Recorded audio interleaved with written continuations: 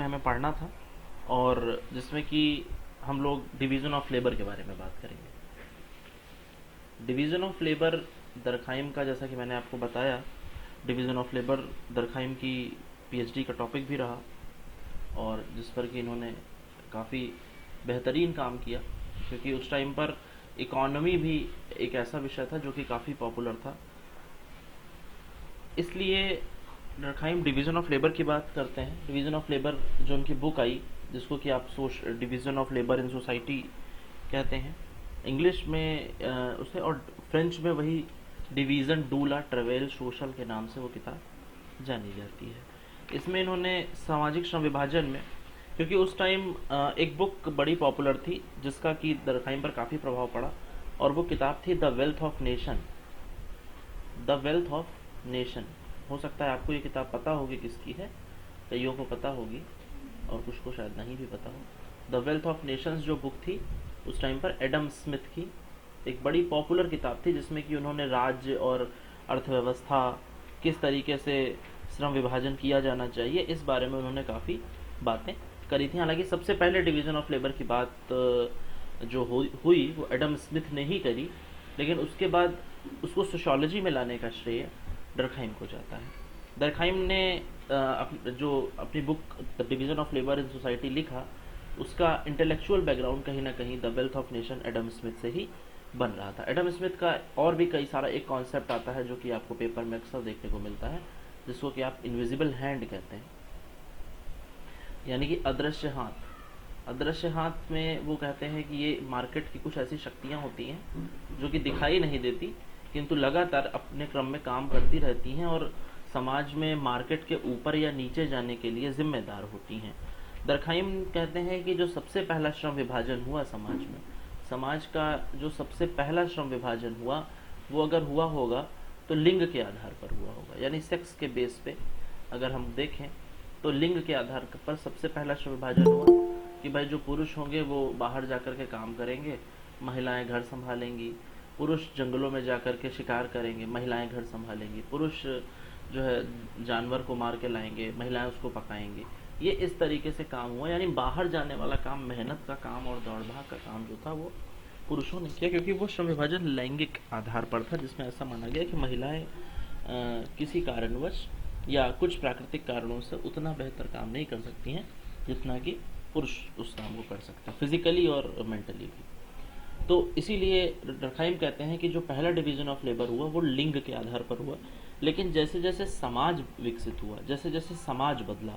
अच्छा, मज़े की बात यह है, दरखाइम का जो ये टॉपिक है डिवीज़न ऑफ लेबर, इसी के साथ जुड़े ऐसे कितने सारे सब टॉपिक्स हैं जिनको की भी आपको साथ में ध्यान रखना होगा। जैसे कि अब यहाँ पर डरखाइम सीधा सीधा दो तरीके की सोसाइटीज़ की बात करते हैं। दरखाइम यहाँ पर दो तरीके की समाजों की बात करते हैं, दो तरीके की एकता की बात करते हैं, दो तरीके के कानून की बात करते हैं। दरखाइम कहते हैं कि सामाजिक श्रम विभाजन तो हो ही गया, साथ ही साथ अगर हम यहाँ पर सोसाइटीज़ की बात करें, समाज की बात करें, तो यहाँ पर अलग अलग तरीके के समाज आते हैं जहाँ पर अलग अलग तरीके की एकता हमें देखने को मिलती है, जिसमें कि वो सिंप्लिसिटी और कॉम्प्लेक्सिटी को बेस मानते हैं सामाजिक विभाजन करने के लिए या समाज का विभाजन करने के लिए, जिसमें कि दरखाइम 4 टाइप्स की सोसाइटीज़ की बात करते हैं। यानी दरखाइम डिस्क्राइब्स 4 टाइप्स ऑफ सोसाइटीज़। कौन कौन सी? दरखाइम 4 प्रकार के समाजों की बात करते हैं, जिसमें कि सिंपल सा तो ये बताते हैं, सबसे पहले अगर हम समाज की बात करें तो वो थी हमारी सिंपल सोसाइटी, यानी सरल समाज थे, क्योंकि हमने आपको बताया था उद्विकास कैसे हुआ है, सरल से जटिल की तरफ हुआ है। तो यानी कि जब उद्विकास सरल से जटिल की तरफ हो रहा है, तो जो सबसे पहला समाज आया संस्तरण में वो हुआ सरल समाज। सरल समाज के बाद समाज धीरे धीरे विकसित हुआ अपनी उद्विकासीय प्रवृत्ति के कारण, और सरल समाज के बाद आता है जब कई सारे सरल समाज मिले, क्योंकि सरल समाज में हमने आपको बताया कि हम लोग हंटर और गैदर्स के तरीके से रहते थे, यानी आखेटक और संग्राहक जिसको हिंदी में कहते हैं, उस तरीके से हम लोग रहते थे। तो सिर्फ घुमक्कड़ी और एक घुमक्कड़ों का झुंड उसे कहा जाता है, होल्ड कहते हैं उसको इंग्लिश में। आगे जब कभी आप रेडिकली ब्राउन पढ़ेंगे उसमें भी वो होर्ड शब्द का प्रयोग करते हैं, लेकिन यहाँ पर फिलहाल आपको ध्यान रखना है कि होर्ड से हमारा आशय एक घुमक्कड़ों के झुंड से है। ठीक है, तो सिंपल सोसाइटी आती है और सिंपल सोसाइटी के बाद धीरे धीरे एवोल्यूशन के बाद जब कई सारी सिंपल सोसाइटीज़ मिलती हैं तो बनता है सिंपल कंपाउंडेड पॉलीसेगमेंटल सोसाइटीज।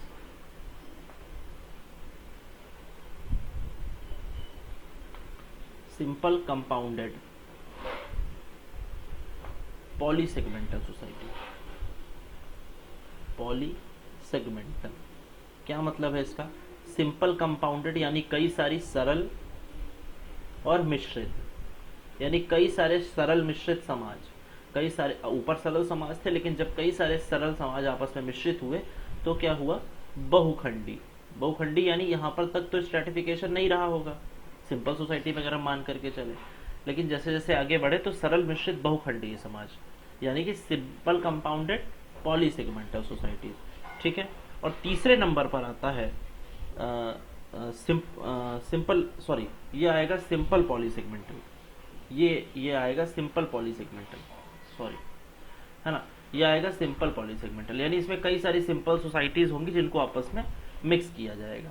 तीसरे नंबर पर आता है सिंपल कंपाउंडेड पॉलीसेगमेंटल, यानी कि तीसरा नंबर जो हमने दूसरे पे गलती से लिख दिया था, सिंपल कंपाउंडेड पॉलीसेगमेंटल, यानी कि सरल मिश्रित बहुखंडी समाज। और तीसरे नंबर के बाद चौथे नंबर पे आता है doubly compounded polysegmental society. Doubly compounded polysegmental society. Doubly compounded polysegmental societies. ठीक है, ये चार तरीके के समाजों की बात दरखाइन करते हैं, जिसमें सबसे पहले सरल समाज, फिर सरल बहुखंडी समाज, फिर सरल मिश्रित बहुखंडी समाज और फिर दोहरे मिश्रित बहुखंडी समाज।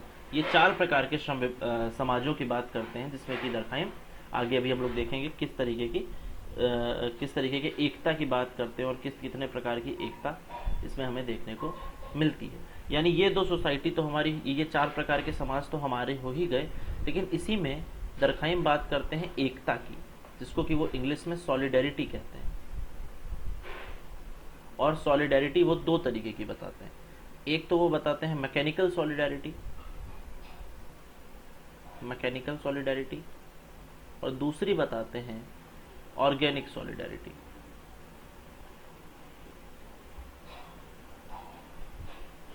मैकेनिकल सॉलिडेरिटी को वो हिंदी में यांत्रिक एकता कहते हैं और ऑर्गेनिक सॉलिडेरिटी को वो सावयवी एकता कहते हैं। इसमें से जो महत्वपूर्ण बात है वो ये जानना है कि जो यांत्रिक एकता है वो, अगर हम सिंपल समाजों का वर्गीकरण करें सरल से जटिल में, तो जो सरल समाज थे, जो हमारे सिंपल सोसाइटीज़ थी, वहाँ पर पाई जाती थी मैकेनिकल सॉलिडेरिटी। और ऐसा क्यों होता था? क्योंकि जो मैकेनिकल सॉलिडेरिटी है उसमें व्यक्ति बहुत ही आदिम समाज में रहता था, यानी प्रिमिटिव सोसाइटीज़ की अगर हम बात करें सरल शब्दों में, तो प्रिमिटिव सोसाइटी में क्या होता था? व्यक्ति अकेले झुंडों में रहता था और वहाँ पर एक रूपता या फिर होमोजेनिटी पाई जाती थी, एक मशीन की तरीके से। कभी भी इसमें कन्फ्यूज़न लगे तो ध्यान रखिए, यांत्रिक एकता में यंत्रवत काम किया जाता था। यंत्रवत यानी एज अ मशीन। तो यांत्रिक एकता में यंत्रवत काम करते थे और लगातार लगे रहते थे, काम कर रहे हैं, तो इसे यांत्रिक एकता कहा जाता था। ये बहुत ही सरल समाज होते थे और यहाँ पर राजा, धर्म, ये सब चीज़ें ज़्यादा देखने को मिलती थी। ध्यान रहे, ये सारी विशेषताएं आपसे पूछी जा सकती हैं कि निम्नलिखित में से कौन सी यांत्रिक समाजों की एकता दरखाइन के अनुसार नहीं है। तो आपको पता होना चाहिए कि जो सरल समाज होते थे वो बहुत ही ज़्यादा आदिम, प्रिमिटिव होते थे, होमोजेनस होते थे, यानी उनमें समरूपता, एक रूपता पाई जाती थी।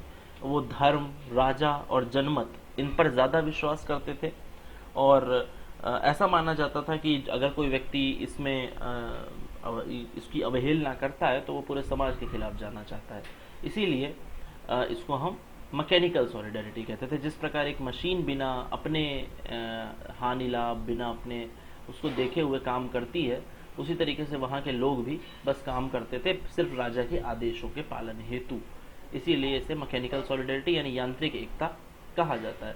दूसरे नंबर पर जो एकता आती है बच्चों, उसे हम कहते हैं सावयवी एकता। सावयवी एकता आपने जब स्पेंसर पढ़ा तो आपको सावयव तो अच्छे से समझ में आ ही गया होगा। वो कहते हैं सावयव का मतलब अगर हम इसका संधि विच्छेद करें तो आता है सा प्लस अवयव। सा का मतलब साथ में और अवयव का मतलब ऑर्गन्स, यानी अपने पूरे शरीर जिसको हम कहते हैं, पूरे ऑर्गन्स के साथ, पूरे शरीर के साथ, जिसको हम सावयव कहते हैं। ठीक है, अच्छा, तो ये हम सावयवी एकता यानी ऑर्गेनिक सॉलिडेरिटी जो हमारी होती है उसको हम सावयवी एकता कहते हैं। सावयवी एकता में जो समाज है, लेकिन आपको ध्यान रखना होगा यहाँ पर प्रिमिटिव सोसाइटी नहीं पाई जाती है, यहाँ पर मॉडर्न सोसाइटी पाई जाती है, या फिर आप इसे ऑर्गेनिक सोसाइटी कह सकते हैं, जैसे कि स्पेंसर बताते हैं। मॉडर्न सोसाइटी क्यों है, यानी मॉडर्न सोसाइटी क्यों है, क्योंकि यहाँ पर व्यक्ति धीरे धीरे सभ्य हो गया है। अब वो प्रिमिटिव नहीं रह गया है, अब वो बाकायदा सिविलाइज्ड हो गया है। यानी कि इसकी दूसरी बात क्या हुई कि इसमें जो मेंस थे वो सिविलाइज्ड थे, और यहाँ पर होमोजेनिटी नहीं पाई जाती थी, यहाँ पर हेट्रोजेनिटी पाई जाती थी। अभी ये क्यों ये सारी भूमिका बन रही है शायद आपको समझ में आए। दूसरी बात, यहाँ पर व्यक्ति सामूहिक चेतना में नहीं बल्कि व्यक्तिगत चेतना में विश्वास रखते थे, यानी कि इंडिविजुअल के बेस पर चलती थी चीज़ें।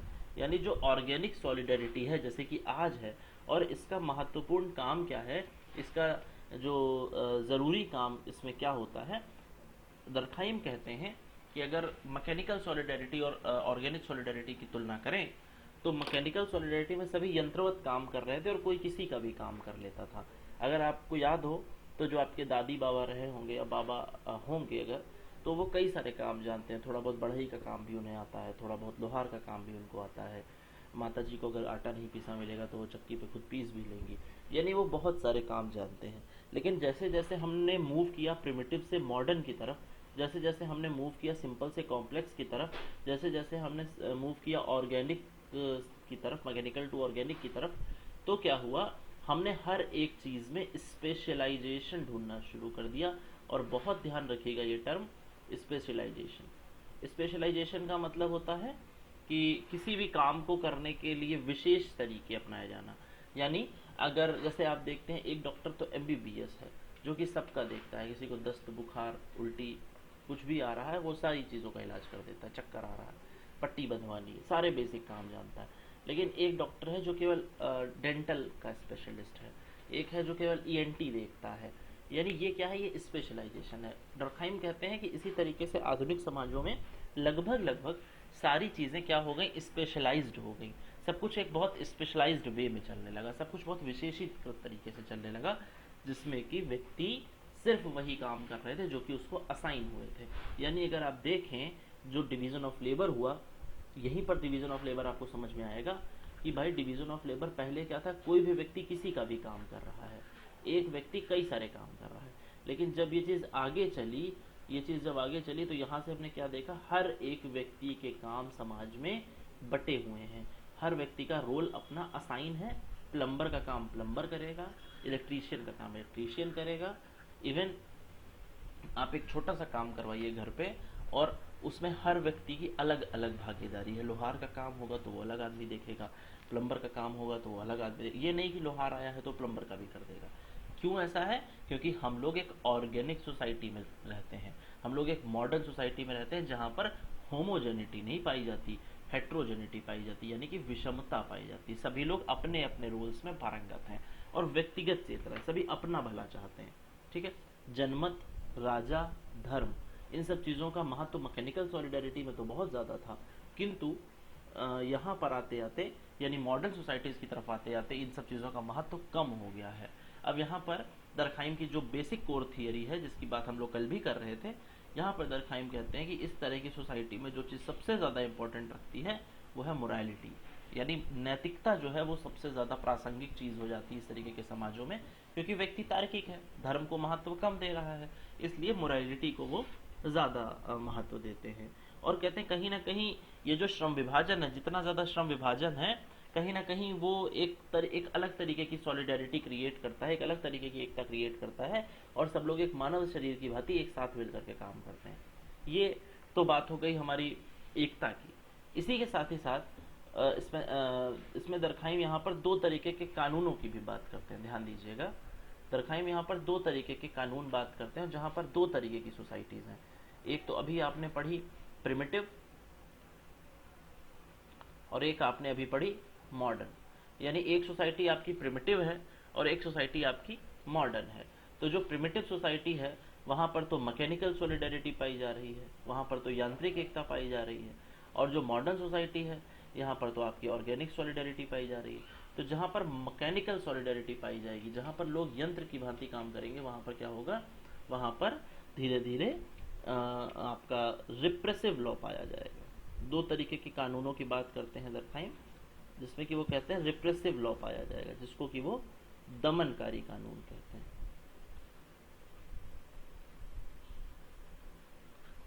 और दूसरे तरीके के समाजों में, यानी आजकल के समाजों में, आधुनिक समाजों में जो कानून पाया जाता है, जिसको दरखाइम प्रतिकारी कानून, हिंदी में जिसे क्षतिपूरक भी कहा जाता है, और इंग्लिश में इसे रेस्टिट्यूटिव लॉ कहते हैं। दो तरीके के कानूनों की बात कर रहे हैं, repressive law and restitutive law. Repressive law इस बारे में विश्वास करता है कि जो जैसा अपराध छोटा हो या बड़ा हो, उसकी सज़ा बड़ी ही होनी चाहिए। यानी कि ये सज़ा ठीक उसी प्रकार की है जैसे कि तालिबानी सज़ा है, यानी कि किसी ने चोरी करी तो उसके हाथ काट दिए जाए। इस तरीके के कानून दमनकारी कानून कहलाते हैं।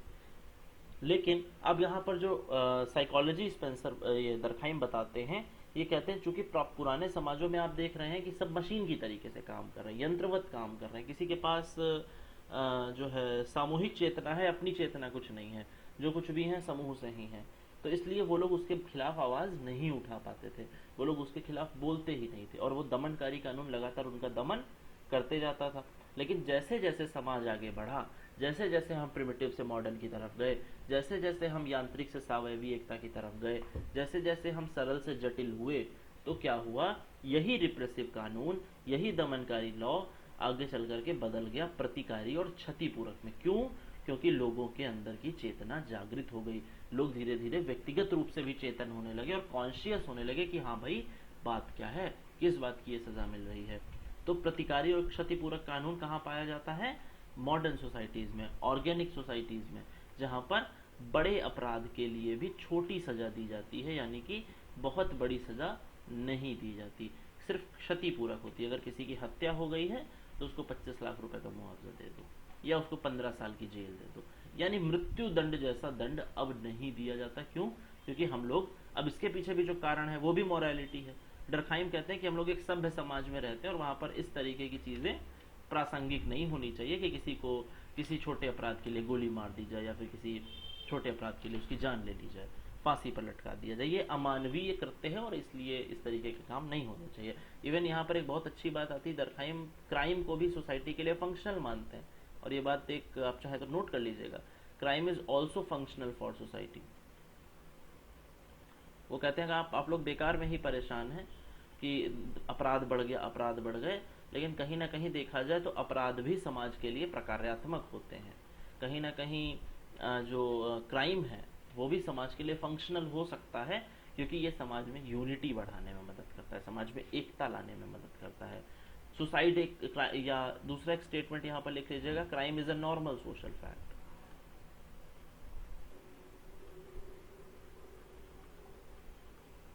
क्योंकि समाज में से एकता आती है, यूनिटी आती है, लोग एकजुट होते हैं।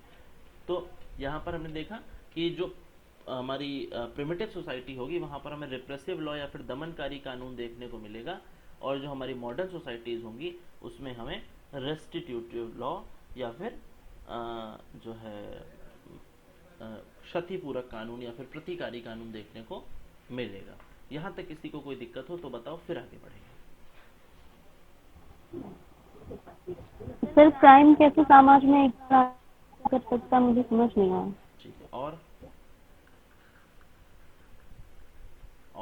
सर ये हाँ हाँ हाँ हाँ, एक एक करके। सर मुझे सर मैं हाँ पहले काजल आप बोलो। सर मुझे ये साववी एकता नहीं समझ में आया। और हाँ शरद, ना बोलो मनोज जी। सर। एक्चुअली मेरा कोई क्वेश्चन नहीं है, मैं तो क्वेरी मन में जो भी आई ना वो पूछना चाह रहा था। जरूर जरूर। जैसा भी एक तो मैम ने पूछा भी कि crime is a normal social fact, तो इसको उसका लेटेंट वो फंक्शन मान सकते हैं जो हमें दिखता है हाँ बिल्कुल मान सकते हैं, एक। वो मर्टन के तौर पर माने। वो है तो लेटेंट एक तरीके से छिपा जी हुआ जी है। जी जी जी जी जी। सेकेंडली क्या है सर, मोब का की सजा है मैकेनिक, ये दमनकारी है या क्षतिपूरक है? कौन सी? ये सब मैं कहीं पढ़ा नहीं, मेरे मन में आया मोब लिंचिंग। Mob lynching. ठीक है जी। ठीक है ठीक है एक्चुअली सोसाइटी उसको उसको वो करती है ना सर, वहाँ ठीक है पीटते हैं, मारते हैं, जान से भी मार देते हैं। ठीक है ठीक है। वो उस प्रकार की वो आएगी क्योंकि आधुनिक सोसाइटी में हो रही है हाँ वो। समझ गया समझ ये सब में ये दो बात। गया। ठीक है। तो ये जब आप आगे भी बताएंगे ना आत्महत्या के बारे में, तो ये आपको क्लियर हो जाएगा। ठीक है, हम बता देते हैं। सबसे पहले इन्हीं का क्वेश्चन लेते हैं मनोज जी का। इन्होंने पूछा कि मॉब लिंचिंग, लगभग सभी लोग मॉब लिंचिंग से परिचित होंगे। गुस्साई भीड़ हिंसक हो जाती है और कुछ हत्या कर देती है कुछ लोगों की, या किसी विशेष संप्रदाय के लोग किसी जो है शांतिप्रिय समुदाय के लोग किसी की हिंसा में कर देते हैं और वहाँ पर कोई दिक्कत हो जाती है। या कोई भी समुदाय कर सकता है, इसमें किसी एक समुदाय की ही बात नहीं हो रही है। तो उसे मॉब लिंचिंग कहा जाता है, भीड़ ने हत्या कर दी, भीड़ तंत्र जिसको कहते हैं। तो पहली तो बात मनोज जी यहाँ पर एकदम क्लियर है कि भीड़ तंत्र जो काम करती है वो कोई सजा नहीं है, वो कोई दंड नहीं है। ठीक है, क्योंकि दंड और अपराध, जब आप क्राइम एंड सोसाइटी वो सोशियोलॉजी ऑफ लॉ पढ़ते हैं, सोशियोलॉजी ऑफ क्राइम पढ़ते हैं, तो उसमें सिंपल सी चीज़ है कि भीड़ की तो कोई शक्ल होती नहीं है, यानी भीड़ किसने मारा, भीड़ ने गोली चला दी। तो अब क्या होता है, जो मॉब लिंचिंग है वो कोई दंड नहीं है, क्योंकि दंड वही है जो दंड विधान के अनुसार दिया जाए, या फिर दंड वही है जो सरकार राज्य जो नियमावलियां हैं ये तय करे। तो मॉब लिंचिंग तो किसी प्रकार का दंड नहीं हुआ।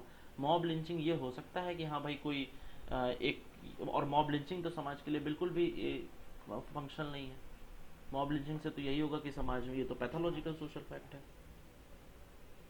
बात समझ पा रहे हैं हमारी? Yes sir yes. मतलब हम दंड उसी को कहेंगे जो प्रॉपर लिखा हो, जो स्टेट के द्वारा डिफाइन किया गया हो। क्राइम ने, अगर हमने दमनकारी कानून भी एक्चुअली थोड़ा से मैं थोड़ा सा ये कहना चाहता हूँ, ये एक्चुअली ये जो एक्ट है, ये कुछ कुछ एक्ट ये ना प्रिमिटिव तो उनसे एग्जैक्टली मिलता है कि एग्जैक्टली दमन एग्जैक्टली एग्जैक्टली। कर दिया उसका, तो दमन इसलिए मैं तो उस टाइम पे कोई लॉ तो होता नहीं था उस नहीं टाइम नहीं पर, नहीं नहीं, उस एक टाइम मिनट, नहीं सोसाइटी नहीं, के ही लोग यहाँ पर चलते यहाँ थे, पर तो यहाँ ये पर वैसा ही कुछ लॉ है। यहाँ पर थोड़ा सा करेक्ट करिए। उस टाइम पर लॉ जी नहीं जी होता था ये कहना गलत है। उस टाइम पर यहाँ एकदम जब हम लोग सोशल कंट्रोल पढ़ेंगे तो उसमें दो तरीके के लॉज आते हैं, एक तो फॉर्मल और एक इनफॉर्मल। अब हमारे पास एक पूरा संविधान है जिसमें हर एक जी अपराध जी की जी अलग अलग सजा है, ग्राहकों के लिए अलग प्रावधान दिए गए हैं। जी लेकिन पहले ऐसा कोई व्यवस्थित संविधान, अगर आप बाहुबली मूवी अगर आप देखें तो उसमें कहती है कि महामंत्री देखिए जरा दंड विधान में इसकी क्या सजा है। तो वो कहता है कि ऐसे को तो जो है देश निकाला दे देना चाहिए। तो कहती है ऐसे संविधान जिसको कि जनजातियां भी नहीं मानती है, आग लगा दीजिए ऐसे संविधान को। तो इसके पीछे मतलब यह है कि अगर आपका दंड विधान सही नहीं है, या फिर दंड विधान जिस तरीके से समाज में अगर स्वीकार रहे तो ठीक है, जो कुछ भी हो रहा है वो सब ठीक है। और अगर दंड विधान जब तक रिटर्न में नहीं है, कोई ऑफिशियल नहीं है, तब उसे अपराधी नहीं माना जाएगा, क्योंकि अपराध को तो पहले परिभाषित करना पड़ेगा। ठीक है, थैंक यू चलिए। दूसरी बात इन्होंने कहा ऑर्गेनिक सॉलिडेरिटी नहीं समझ में। ऑर्गेनिक सॉलिडेरिटी को ऐसे समझो, जब कल हम लोग पढ़ रहे थे स्पेंसर में कि ह्यूमन एज अ ऑर्गेनिज्म, ये भी क्वेश्चन जैसे कि ये हमने बताया था कि मनुष्य एक सावयव के समान है। जी तो मनुष्य या समाज एक सावयव के समान है। तो समाज एक सावयव के, ये आप एक पूरा शरीर होता है, हाथ पैर और जो है पूरा मुंह, पूरा लेकिन धीरे धीरे क्या होता है, धीरे धीरे एक समाज जब विकसित होता है तो समाज के कई अंग धीरे धीरे विकसित होते हैं और समाज के सभी अंग एक साथ मिलजुल करके काम करते हैं। समाज में एक सौहार्द बनाने के लिए, एक हार्मनी डेवलपमेंट करने के लिए दैट इज़ वेरी नेसेसरी कि भाई सारे लोग एक, सारे पार्ट्स एक साथ मिल करके काम करें। अब सोचो, ईश्वर ना करे तुम्हारी एक किसी की एक आंख लेफ्ट देखे, एक आंख राइट देखे, तो कैसे चलेगा? वो आंख कहेगी इधर चलो, वो कहेगा इधर चलो, तो हो चुका काम। पता चले जो है किसी का एक कान से सुनाई दे, एक कान से न सुनाई दे, तो कैसे चलेगा काम? नहीं चलेगा। इसीलिए डरखाइम ने कहा कि ऑर्गेनिक सॉलिडेरिटी होनी चाहिए, यानी हम सब मिल करके चले, एक शरीर की भांति। शरीर में सारे अंगों के अपने अपने, अब अच्छा आप देखिए दूसरी चीज, शरीर में जितने भी अंग हैं सभी के अपने अपने रोल्स असाइन है कि नहीं? क्या कभी ऐसा हुआ है कि हार्ट का काम किडनी ने किया हो?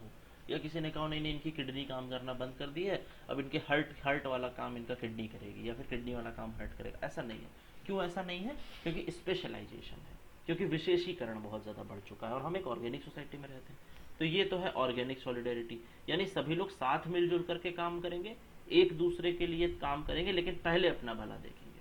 ठीक है, ये एक ऑर्गेनिक, एक सावयवी एकता, एक शरीर की तरीके से Yes, एकता sir. होती है। ठीक है। अच्छा, दीपाली ने क्या पूछा था, हम भूल गए। हाँ दीपाली। सर मैंने ये पूछा था कि क्राइम कैसे एकता क्राइम, लाने हाँ का काम सॉरी, कर सकता है कुछ समाज में, दिन मुझे ये शायद पूछना है। मुझे सन एग्जैक्ट नहीं याद है, कांड हुआ, और बल्कि कई सारे कांड होते रहते हैं। निर्भया कांड हुआ एक, और पूरा देश जो कि कहीं ऐसे एकजुट नहीं था, पूरा देश सड़कों पे उतर आया। या कई बार ऐसे आंदोलन चलाए गए, कई बार ऐसे हिंसा हुई, कई बार ऐसे आपने देखा लोग नहीं जानते हैं, बहुत लोग थे जो निर्भया को नहीं जानते थे कि कौन है, लेकिन उसके हत्याकांड से जुड़े हुए जितने लोगों ने उसकी न्यूज़ सुनी वो सब मोमबत्ती लेके निकल पड़े। तो यानी कभी कभार जो अपराध है वो भी समाज में यूनिटी लाने का काम करता है। किसी अपराध से लड़ने के लिए ही भले सही हम लोग एकजुट होते हैं, तो वो एक तरह की सॉलिडेरिटी, वो एक तरीके की एकता बन जाती है। और इसीलिए डरखाइम कहते हैं, क्योंकि डरखाइम कौन है भाई? फंक्शनलिस्ट है, और बात किससे कर रहे हैं? प्रकारवादी से। तो जो प्रकारवादी से बात करोगे तो यही कहेगा कि नहीं नहीं मिट्टी है तो ये भी अच्छी चीज़ है, या फिर सबसे गंदी चीज़ भी ले आओगे तो भी कहेगा नहीं नहीं ये भी अच्छी चीज़ है, क्योंकि वो तो फंक्शनलिस्ट है ना, उसको तो हर चीज़ में प्रकार ढूंढने की आदत है। तो उसी तरीके से क्राइम का भी कुछ फंक्शन है। जैसे इन्होंने बड़ी अच्छी बात उठाई थी मनोज जी ने, लेटेंट और मैनिफेस्ट वाली, आप लोग हालांकि पढ़ चुके हैं। मर्टन दो तरीके के फंक्शंस बताते हैं, लेटेंट और मैनिफेस्ट, जिसमें कि वो कहते हैं कि एक तो भाई वो है जिसका हमें एग्जैक्ट दिखता है, लिटरल मीनिंग जो है हमारा वो दिखता है कि क्या है, हम जो कर रहे हैं इससे ये होगा। हमने आपको इस पर एक अच्छी लंबी खासी डिबेट भी हुई थी कि यूनिवर्सिटी हम पढ़ने के लिए गए थे, फॉर एग्जांपल कोई बच्चा है जो यूनिवर्सिटी पढ़ने के लिए जाता है और पढ़ाई करता है, तो वो तो इसी काम के लिए गया है, ये करके आया, तो इसमें तो कोई दिक्कत नहीं। लेकिन वो करने गया था पढ़ाई और वहाँ से शादी करके ले आया, तो ये उसका अप्रकट प्रकार है, यानी वो ऐसा करना नहीं चाह रहा था, तो चलो लगे हाथ हो गया तो हो गया। तो ये जो मनोज जी ने कहा ना कि क्राइम का ये एक लेटेंट फंक्शन है, दिखता नहीं है, तो कहीं ना कहीं क्राइम का लेटेंट फंक्शन ही है कि भाई क्राइम, आपने नहीं सोचा था ना कि कोई एक हत्याकांड या फिर किसी को मारना या फिर किसी के प्रति किसी के साथ दुष्कर्म होना आप सबको एकजुट कर देगा, या किसी की शोक सभा होती है और हम सब एकजुट हो जाते हैं। कल जापान के प्रधानमंत्री शिंजो आबे जी की जो है हत्या कर दी गई, पूरे भारत में राष्ट्रीय शोक घोषित किया गया। तो कहीं ना कहीं अपराध भी समाज के लिए कैसा साबित हो रहा है? फंक्शनल। जो लोग शिंजो आबे को नहीं भी जानते थे वो भी स्टेटस पे लगा रहे हैं कि भारत ने अपना एक बहुत गहरा मित्र खो दिया। अरे भाई, तो यानी कि क्या हो रहा है कि क्राइम एक बहुत ही नॉर्मल सोशल फैक्ट है, इसके लिए बहुत ज़्यादा घबराने की जरूरत नहीं, बल्कि वो फंक्शनल ही है समाज के लिए। और कोई क्वेश्चन हो तो पूछो आगे। नहीं सर ठीक है। किसी को कोई दिक्कत हो तो पूछो, फिर आगे बढ़े, फिर आधे घंटे बाद ही रुकेंगे इसलिए पूछ रहे हैं। बहुत तेज तो नहीं बोल रहे हैं मनोज जी हम? नो शरद ठीक है ना? सबको, किसी को ऐसा तो नहीं लग रहा कि बहुत तेज भाग रहे हैं?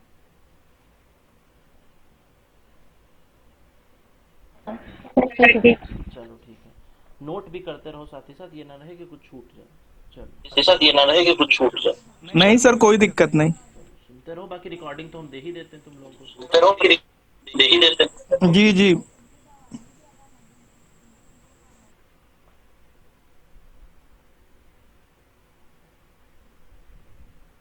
ठीक है, तो हमने देखा, इसके बाद हमने जब सामाजिक एकता देख ली, हमने दो तरीके के कानून देख लिए।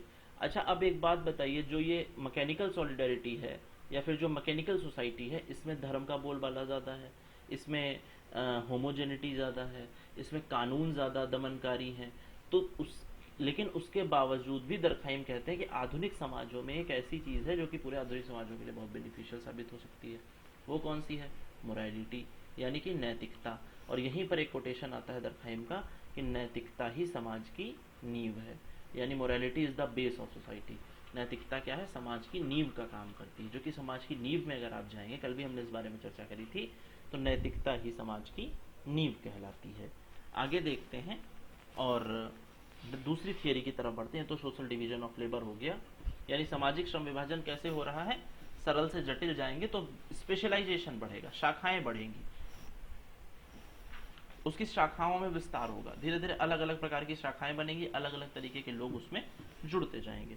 इसके बाद दूसरा आता है, दूसरा बहुत ही इंपॉर्टेंट टॉपिक दरखाइम का, जिसको भी वो ले सुसाइड उनकी जो बुक आई उसमें उन्होंने कोट करते हैं। वो ले सुसाइड के बारे में एक और ख़ास बात जाननी ये ज़रूरी है कि दरखाइम ने इस बात को बताने के लिए, इसकी स्टडी करने के लिए लगभग 11 देशों के डेटा का अध्ययन किया, और 11 देशों का अध्ययन करने के साथ ही साथ उन्होंने इस चीज़ को बताने के लिए भी एक क्वेश्चन यहाँ पर बनता है कि सबसे पहले समाजशास्त्र में सांख्यिकी का प्रयोग किसने किया। और ये बड़ा अच्छा क्वेश्चन है कि समाजशास्त्र में सांख्यिकी का सबसे पहला प्रयोग या फिर स्टैट्स का सबसे पहला प्रयोग डर्कहाइम ने ही किया। ठीक है, क्योंकि इतने सारे देशों का डेटा लेना और उसके बाद उसको एनालाइज करना, ये ऐसे तो हो नहीं सकता था, इसीलिए इन्होंने सबसे पहले सांख्यिकी का इस्तेमाल किया और जो है उसको पढ़ा। आगे देखते हैं। अब अगर ये केवल आत्महत्या की बात करते, दरखाइम अगर केवल सुसाइड के बारे में चर्चा करते, then suicide, because suicide is the topic for psychology, वो समाजशास्त्र का तो विषय नहीं है, वो तो मनोविज्ञान वाले पढ़ेंगे कि व्यक्ति क्यों किस तरह की मनस्थिति में आकर के आत्महत्या को चुनता है, किस तरह की स्थिति में आकर आत्महत्या को करता है। लेकिन क्या कारण है कि दरखाइम ने उसको उठाया? तो जैसे मैंने कल ही आपको बताया था कि हमारा विषय थोड़ा आकर्षक लगने लगे, हमारा विषय थोड़ा अच्छा लगने लगे, इसलिए दरखाइम ने कहा कि जो है चलो साइकोलॉजी का टॉपिक उठा लेते हैं। तो यहाँ पर इन्होंने आत्महत्या का अध्ययन नहीं किया, दरखाइम ने यहाँ पर अध्ययन किया रेट्स ऑफ सुसाइड का, यानी आत्महत्या की दर कैसी है और दर किन सामाजिक कारणों के चलते हुए बदलती है। ये एक बहुत इंपॉर्टेंट बात हो जाती है कि उन्होंने आत्महत्या का अध्ययन कभी नहीं किया, बल्कि उन्होंने आत्महत्या की दर का अध्ययन किया। अच्छा, जिसमें कि कल हम एक टॉपिक आपको पढ़ा रहे थे जिसका नाम था सोशल करंट, यानी कि सामाजिक धारा। पता नहीं आपको याद है कि नहीं, एक टॉपिक हम लोग डिस्कस कर रहे थे जिसका नाम था सामाजिक धारा। सामाजिक धारा का मतलब था कि कोई भी वो चीज़ें जो कि मनुष्य के अंदर बहती हैं, मनुष्य के अंदर जो कि इमोशंस हैं, संवेग हैं, भावनाएं हैं, जितनी भी तरीके की चीज़ें हैं जो कि मनुष्य के अंदर प्रवाहित होती हैं, उन्हें सामाजिक धारा कहते हैं। यहाँ पर एक दूसरा स्टेटमेंट आता है दरखाइम का कि आत्महत्या सामाजिक धाराओं का परिणाम है, यानी जो आत्महत्या हो रही है वो सामाजिक धाराओं की वजह से हो रही है। क्यों सामाजिक धाराओं की वजह से हो रही है? यानी धाराएं कम तो दिक्कत, धाराएं ज़्यादा तो दिक्कत। तो यहाँ पर ध्यान रखेंगे कि आत्महत्या जो है दरखाइम कहते हैं कि जो है सामाजिक धाराओं का परिणाम है। और 11 देशों का कंपैरेटिव एनालिसिस किया इन्होंने इस चीज़ के लिए, ये भी ध्यान रहे। अभी हम आपको एक वीडियो आज भेजेंगे, उसमें इस बात को बताया गया है। कंपैरेटिव एनालिसिस किया, यानी कि एक तुलनात्मक अध्ययन की शुरुआत जो हुई यहाँ पर, या तुलनात्मक अध्ययन जब इन्होंने किया, वहाँ पर आप देखिए कि किस तरीके से इन्होंने एक बढ़िया सा डेटाबेस तैयार किया और किस तरीके से कितना गजब का इन्होंने काम किया उसमें। तो दरखाइम कहते हैं कि ये जो सोशल करंट है, ये जो सामाजिक धारा है, ये घटने और बढ़ने से ही व्यक्ति आत्महत्या करता है, और आत्महत्या भी एक सोशल फैक्ट है, यानी suicide is also a social fact. ठीक है, इसके बाद दरखाइम ने 2 तरीके के सोशल करंट्स बताए। एक तो करंट वो बताते हैं जिसको कि दरखाइम इंटीग्रेशन कहते हैं, ध्यान रहे, एकीकरण। और दूसरा जो सोशल फैक्ट बताते हैं जिसको कि दरखाइम रेगुलेशन कहते हैं, यानी कि नियमन।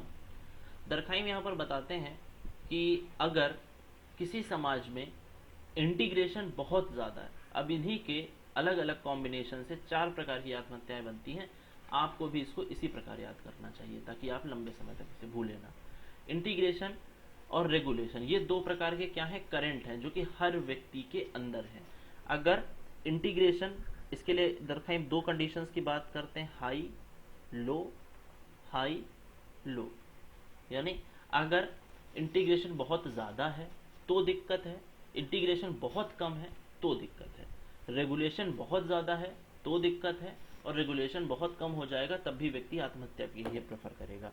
मज़े की बात तो यह है कि इसी सामाजिक धारा के चलते दरखाइम सामाजिक आत्महत्या की बात करते हैं और कहते हैं कि अगर कोई व्यक्ति किसी से बहुत ज़्यादा इंटीग्रेट है, किसी से बहुत ज़्यादा जुड़ा हुआ है, बहुत ज़्यादा उससे उसको लगाव है, प्यार है, मोहब्बत है ना। तो अगर वो व्यक्ति इंटीग्रेशन बहुत हाई हो जाएगा कई बार, तो भी व्यक्ति आत्महत्या की तरफ बढ़ेगा। और वहां पर निकल करके आता है अल्ट्रुइस्टिक सुसाइड। अल्ट्रुइस्टिक सुसाइड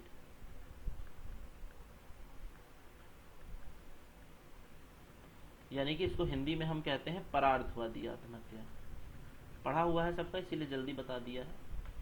परार्थवादी आत्महत्या, परार्थवादी आत्महत्या यानी जो किसी के बेहतरी के लिए किया जाए, किसी के अच्छे के लिए किया जाए और उससे किसी का भला होता हो।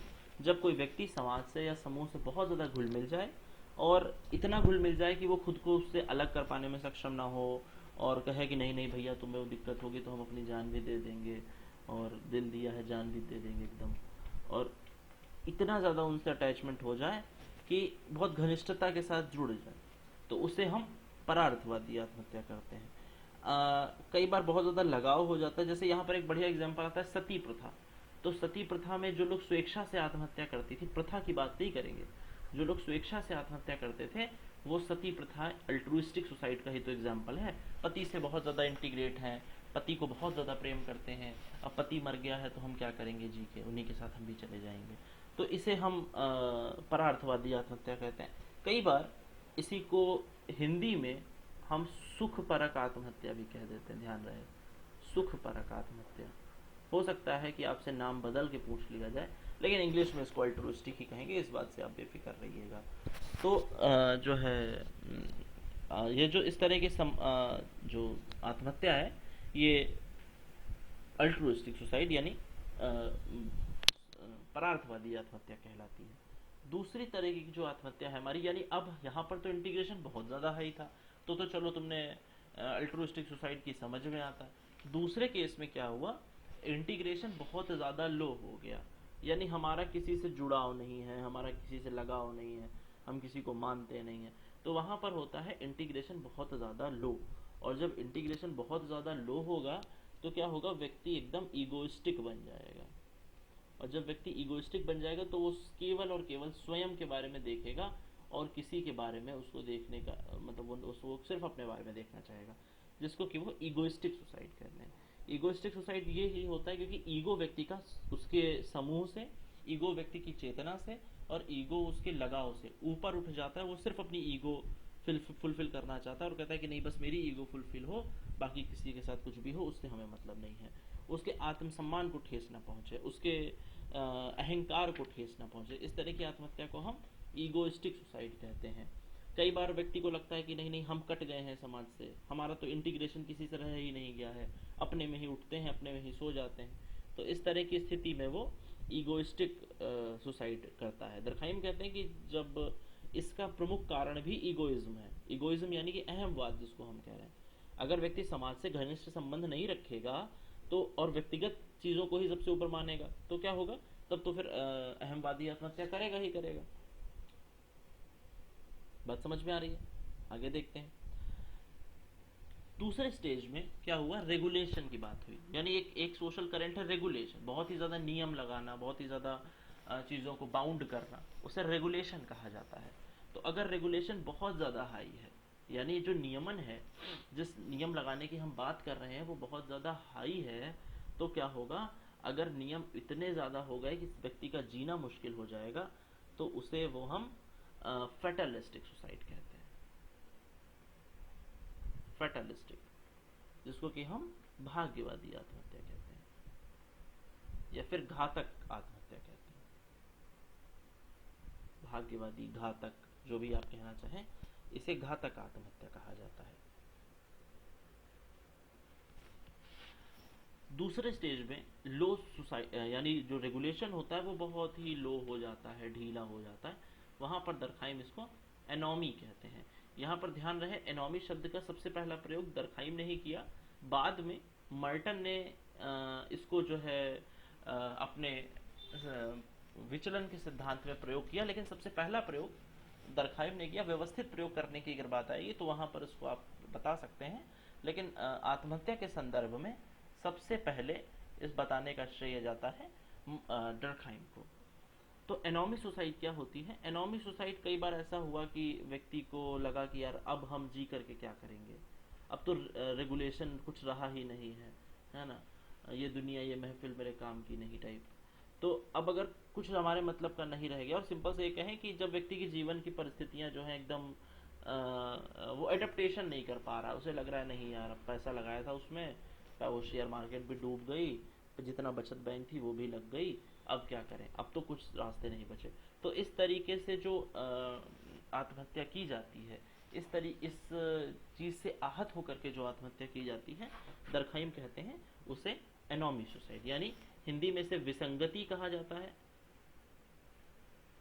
प्रतिमानहीनता कहा जाता है, आदर्श शून्यता कहा जाता है, आदर्शहीनता कहा जाता है, अलग अलग तरीकों के नाम है इसमें, नियम विहीनता कहा जाता है, और प्रतिमान मूलक आत्महत्या कहा जाता है, मानक शून्यता कहा जाता है, तमाम तरीके के नाम है, लेकिन इंग्लिश में आप इसे केवल एनॉमी कह देंगे काम चल जाएगा। तो जो एनॉमी सुसाइड है, डरखाइम कहते हैं अगर कोई किसान है मान लीजिए, उसकी फसल खड़ी हुई है और उसकी फसल में आग लग जाती है, उसे लग रहा है यार ये क्या हो गया भाई, मैंने तो साल भर इसको सींचा था, साल भर इस पर काम किया था, तो इसे हम एनॉमी सुसाइड कहते हैं। इस तरीके की जितनी भी आत्महत्याएं होंगी वो एनॉमी सुसाइड होगी। जब भी आपको इस तरह की आत्महत्या पहचाननी हो, तुरंत सोशल करंट फिट करिए और सोशल करंट फिट करके देखिए हाई है कि लो है। आगे देखते हैं, दूसरी है fatalistic suicide. Fatalistic suicide simple सी बात करता है इस प्रकार की आत्महत्या की जो कि मतलब बहुत ही ज़्यादा रेगुलेशन हाई हो गया है। अब कोई महिला है या वो बहुत दिनों से स्लेव है, या कोई कुछ लोग हैं जो कि बहुत दिनों से दास बने हुए हैं, उनके ऊपर बहुत ही तगड़े नियम, बहुत ही कड़े नियम लगाए गए हैं, और वो उन नियमों से बचने के लिए सिर्फ आत्महत्या कर लेते हैं जिससे कि उन्हें इन नियमों का पालन ना करना पड़े।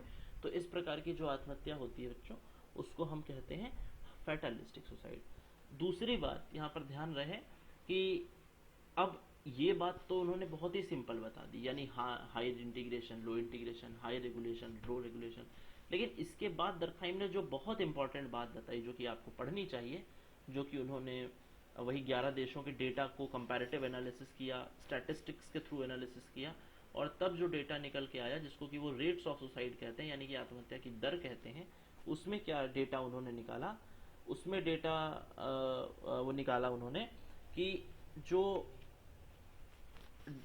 डेटा उन्होंने निकाला वो ये निकाला कि जो पुरुष हैं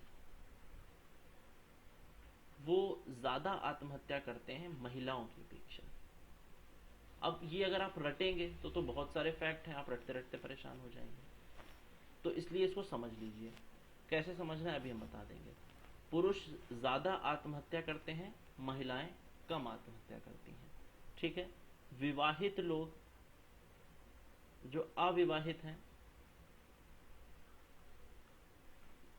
वो ज़्यादा आत्महत्या करते हैं बजाय विवाहितों के। अब आपको लग रहा होगा यार ये तो मतलब कोई डेटा नहीं, लेकिन अभी जैसे जैसे आगे बढ़ेगा आपको लगेगा कि हाँ ये बात तो ठीक हो रही है। दूसरी बात, गर्मियों में लोग आत्महत्या ज़्यादा करते हैं बजाय सर्दियों के।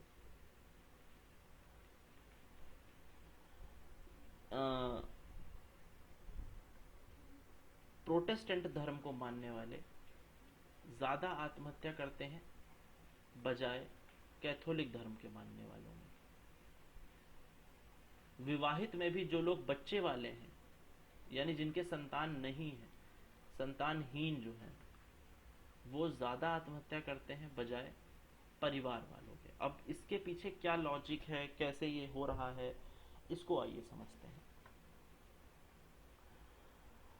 दरखाइम कहते हैं कि वैसे तो रेट्स ऑफ सुसाइड जो है, यानी जो रेट ऑफ सुसाइड है, ये पूरे साल सेम रहती है। ये क्वेश्चन बन सकता है कि दरखाइम के अनुसार आत्महत्या की दर प्रतिवर्ष घटती है, बढ़ती है, बराबर रहती है, इनमें से कोई नहीं। तो आत्महत्या की दर हमेशा बराबर रहती है, ना घटती है ना बढ़ती है। ध्यान रखिएगा इस बात को, आत्महत्या की दर कभी घटती नहीं है और कभी बढ़ती नहीं, और लगभग लगभग बराबर रहती है। अच्छा, दूसरी बात यहाँ पर ये क्या बताते हैं, ये कह रहे हैं कि पुरुष की अपेक्षा महिलाएं ज़्यादा, महिलाओं की अपेक्षा पुरुष ज़्यादा आत्महत्या करते हैं। ऐसा क्यों?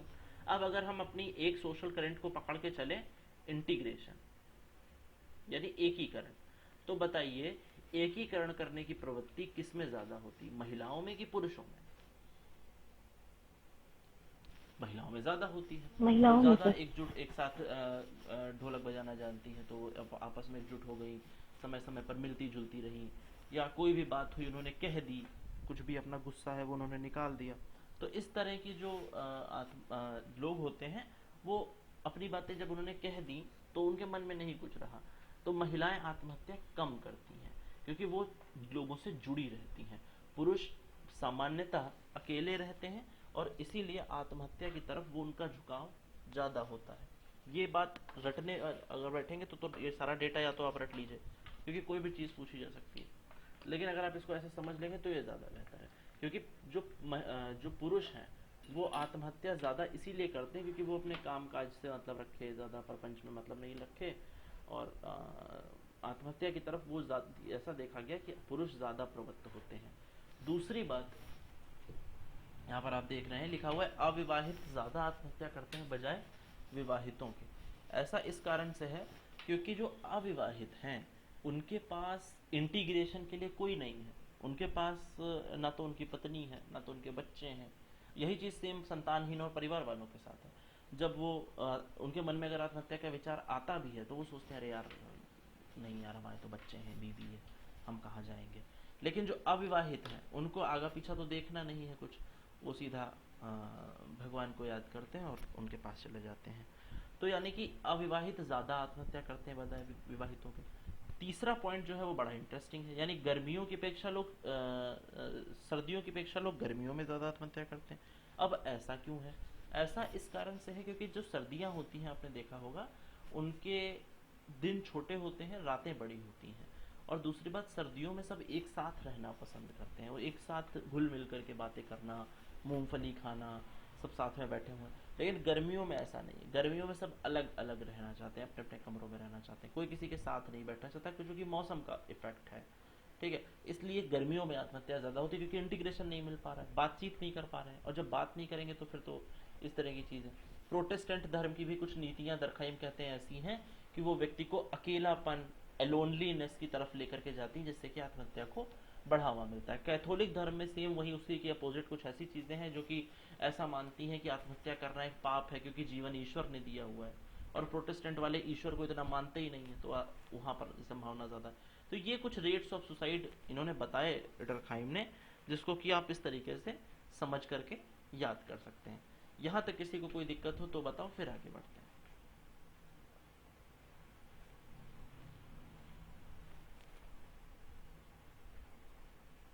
No sir. किसी को कोई प्रॉब्लम नहीं है? ठीक नहीं सर। ठीक है, ठीक, आगे देखते हैं।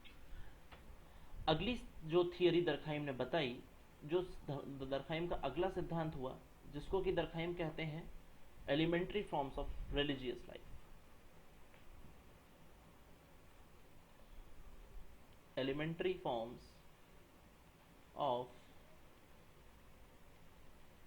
रिलीजियस लाइफ, यानी धर्म के प्रारंभिक स्वरूप। अब शुरू से आप देख रहे हैं दरखाइम के सारे टॉपिक कितने इंटरेस्टिंग हैं।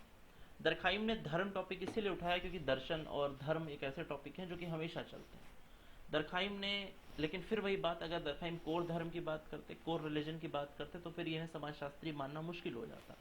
इसीलिए दरखाइम ने धर्म की चर्चा न करते हुए धर्म के उद्विकास की चर्चा करी, यानी धर्म किस तरीके से समाज में आया और धर्म किस तरीके से सोसाइटी में इमर्ज हुआ, इवॉल्व हुआ, जिसके लिए डरखाइम की बुक आती है elementary forms of religious life, यानी धर्म के प्रारंभिक स्वरूप। इसमें दरखाइम बताते हैं कि कौन सी चीज़ें ऐसी हैं जिनकी वजह से धर्म निकल करके आया, या फिर ये धर्म आया कहाँ से, इस धर्म की बात करते हैं दरखाइम। और elementary forms of religious life में, जिसमें कि ऑस्ट्रेलिया की एक जनजाति थी, ऑस्ट्रेलिया की एक जनजाति थी जिसका नाम था अरुंटा। तो अरुंटा जनजाति पे इन्होंने स्टडी करी, और अरुंटा जनजाति की स्टडी करके इन्होंने ये पता लगाया कि धर्म किस तरीके से प्रारंभिक स्वरूप में है। अब यहाँ पर प्रश्न ये बनता है, कई बार इंटरव्यू में ये पूछा जाता है कि धर्म की स्टडी करने के लिए उन्होंने अरुंटा जनजाति का ही चयन क्यों किया, वो जनजातियों में ही क्यों गए। तो इसका सिंपल सा आंसर यही होता है कि भाई जनजाति में इसलिए क्या, क्योंकि जनजाति is the most purest form of human being, है ना। जो जनजाति है वो मनुष्य का सबसे शुद्धतम रूप है। हम लोग भी स्टार्टिंग में जनजाति ही रहे होंगे। जनजाति से हमारा मतलब यहाँ पर एक प्रिमिटिव रीजन में रहने वाले लोगों से है, जो कि आदिम जीवन व्यतीत करते हैं। तो दरखाइम कहते हैं कि जो अरुंटा जनजाति है वो प्रिमिटिव जनजाति और आदिम जनजाति होने के साथ ही साथ वो एक बहुत ही प्राचीन लाइफ स्टाइल के तरीके से बहुत ही पुराने ढर्रे पर जीवन व्यतीत कर रही है, जिसका काम जो है ये है कि वो बस एक अर्लीस्ट तरीके से काम करे। तो इसलिए अरुंटा जनजाति की दरखाइम ने स्टडी करी, और अरुंटा जनजाति की स्टडी करके दरखाइम ने जो कुछ निष्कर्ष निकाले वो उन्होंने कहा कि अरुंटा तो सबसे फेमस और सबसे पुरानी ट्राइब है, इसीलिए कहीं ना कहीं अगर हमें धर्म के प्राचीन तत्व चाहिए तो हमको अरुंटा जनजाति में ही मिलेंगे, जिसके लिए दरखाइम अरुंटा जनजाति की स्टडी करते हैं। और वहाँ पर इन्होंने टोटमिज्म की खोज करी। टोटमिज्म, तो यहाँ से आप क्या क्वेश्चन बन जाता है कि टोटमवाद की खोज किसने करी या फिर टोटमवाद का सिद्धांत किसने दिया, तो वो दरखाइम है। जो कि और टोटमवाद है क्या, यहाँ पर इसको समझ लेना बड़ा जरूरी है कि टोटमवाद कोई भी वह जीवित पशु, पौधा, व्यक्ति, वो कोई भी वो चीज़ है जो कि उसमें कि व्यक्ति अलौकिक शक्तियों का वास मानता है। उसे लग रहा है कि यार ये तो जो है ऐसा है जिसमें कि अलौकिक शक्तियों का वास है, और बहुत ही ज़्यादा सैक्रेड और प्रोफेन से यहीं से ये चीज़ें निकलती हैं कि सैक्रेड क्या है और प्रोफेन क्या है। तो जहाँ पर सैक्रेड और प्रोफेन की बात आती है, दरखाइम कहते हैं कि ये एक धर्म का सिद्धांत एक ऐसा सिद्धांत है जिसमें कि हम बहुत ही ज़्यादा पवित्र और अपवित्र जैसी धारणाओं पर बल देते हैं। ठीक है, बहुत ही ज़्यादा पवित्र और अपवित्र धारणाओं पर बल देते हैं। दरखाइम का मानना था कि मनुष्य जो है, दरखाइम का मानना था कि दरखाइम का मानना था कि मनुष्य जो है वो सामाजिक तथ्य के द्वारा निर्देशित होता है, सोशल फैक्ट जिसकी बात हम कर रहे थे। और सोशल फैक्ट और मानव चेतना यानी ह्यूमन कॉन्शियसनेस में एक रिलेशन दिखाने के लिए उन्होंने रिलीजन की बात करी। हालांकि रिलीजन पे जो उन्होंने किताब लिखी elementary forms of religious life, वो बहुत ज़्यादा फेमस हुई, और इतनी फेमस हुई कि रेंडॉल्फ कॉलिंस लिखते भी हैं उनके लिए कि 20वीं शताब्दी की वो सर्वश्रेष्ठ पुस्तक है, उसकी जैसी कोई पुस्तक नहीं लिखी गई।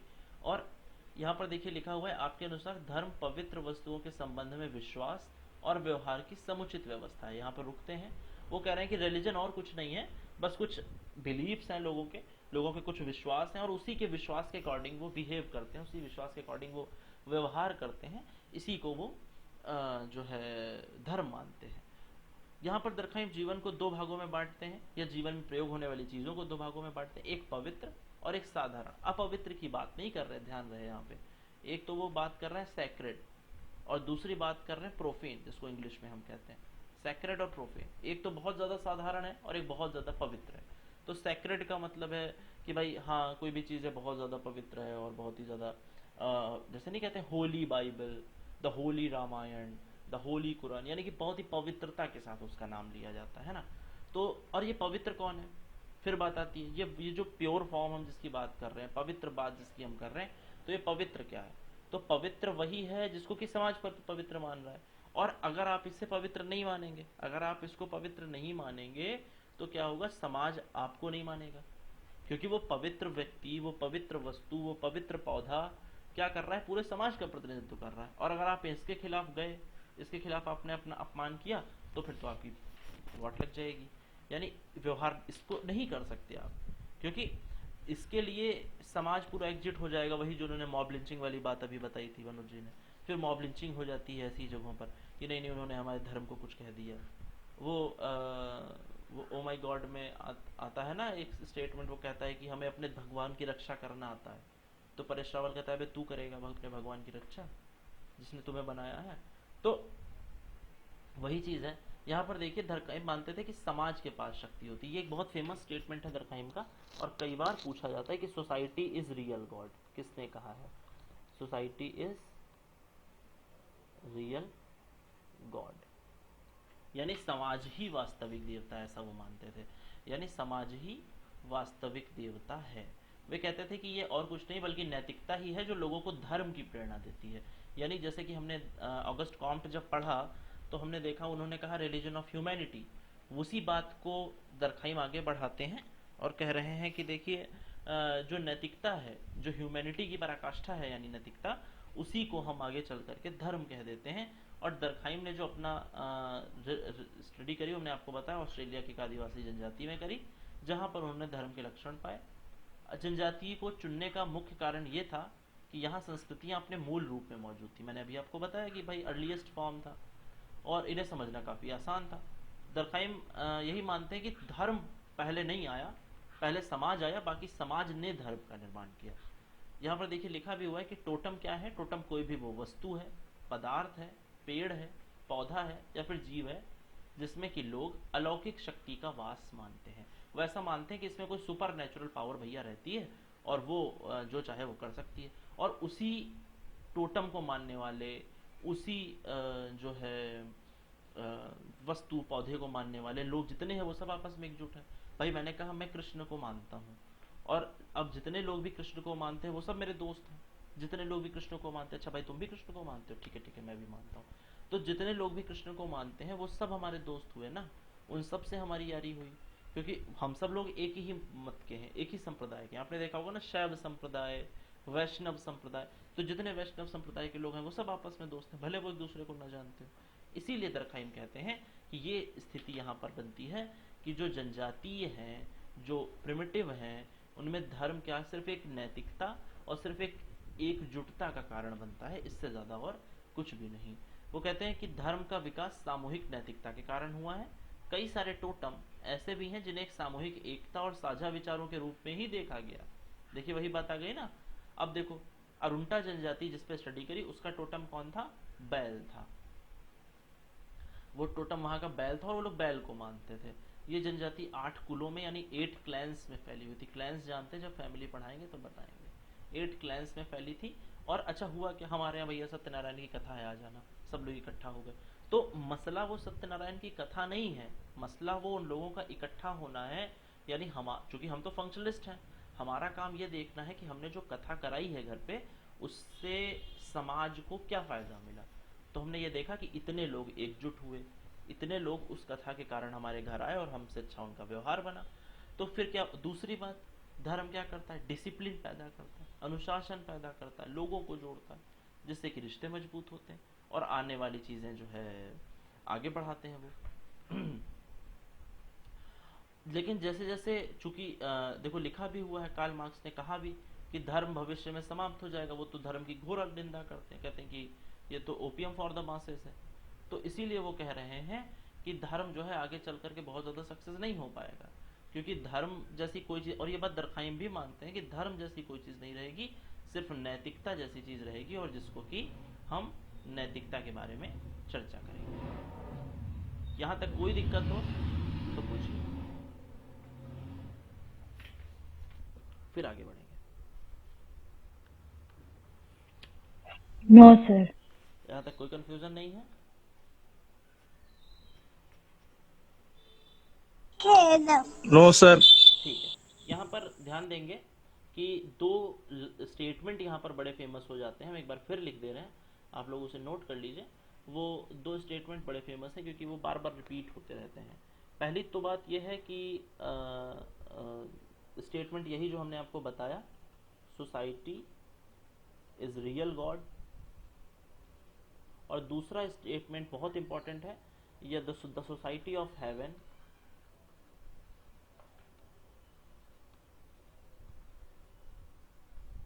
Is the glorified society.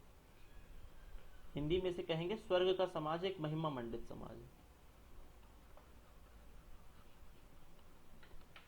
The society of, वो कह रहे हैं कि भाई ये जो हेवन आप कह रहे हो, स्वर्ग और नरक की अवधारणा, पाप और पुण्य की अवधारणा, सेक्रेड और प्रोफेन की, पवित्र और साधारण की अवधारणा जो है, ये और कुछ नहीं है बल्कि बस समाज द्वारा क्रिएट की गई एक चीज़ें हैं, और इससे ज़्यादा कुछ भी नहीं है।